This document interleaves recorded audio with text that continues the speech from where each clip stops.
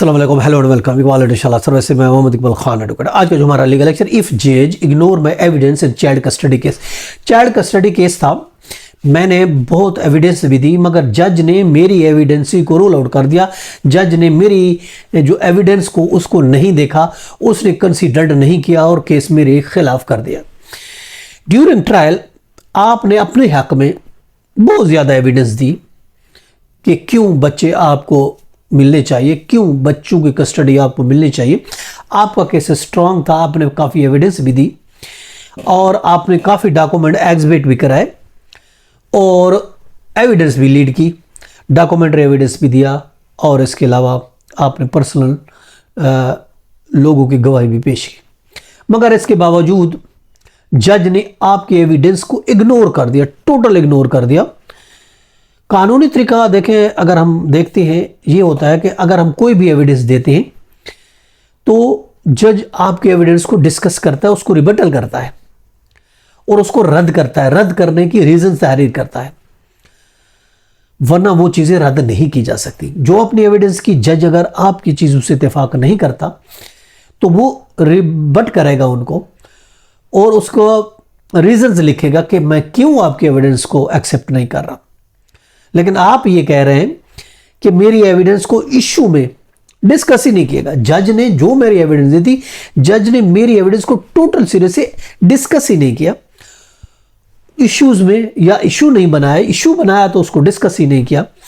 For example मैं कहता हूं चाइल्ड इंटेलिजेंस प्रेफरेंस का मैंने बोला, एविडेंस भी दी, बच्चों को भी कोर्ट में पेश किया, बच्चों ने भी मेरे हक में बयान दिया।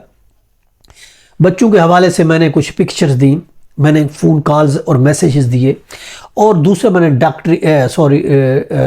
एविडेंस दिया, डॉक्यूमेंट्स दिए मैंने। जज ने सब चीज़ को इग्नोर कर दिया और फिर उनको डिस्कस भी नहीं किया। होना तो यही थी, अगर इग्नोर हो रहे हैं तो उसको जज को डिस्कस करनी चाहिए थी जजमेंट में, और रिबटल कर रहा है तो ऑफ कोर्स उसकी रीज़न देनी चाहिए थी। इसके बावजूद भी जज ने ना जो रिबटल दी और फिर भी ये केस मेरे खिलाफ डिग्री दे दी, मेरे खिलाफ जजमेंट दे दी। मैंने गवाह भी दी थी, रिलेटेड मेरे गवाह भी थे और इसके अलावा और भी गवाह हो सकते थे।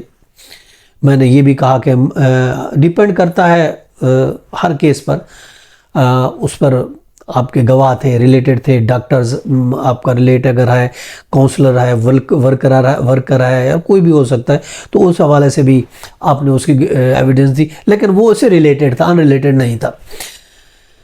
अब जो है बट जज ने इग्नोर कर दिया, तो अब आपके पास क्या ऑप्शन है? देखिए, अब आपके एक सूरत में ये ऑप्शन है, you have to challenge that judgement in the appellate forum. अगर इस तरीके से आपके खिलाफ होता है, जज आपके एविडेंस को कंसिडर्ड नहीं करता, डिस्कस भी नहीं करता, रिबटल भी नहीं देता, फिर भी आपके खिलाफ फैसला दे देता है, तो आप उसके खिलाफ अपील फाइल कर सकते हैं, रिवीजन फाइल कर सकते हैं अपर कोर्ट में, रिवीजन कोर्ट में या फिर अपीलेंट कोर्ट में आप जा सकते हैं, उस फैसले को चैलेंज कर सकते हैं।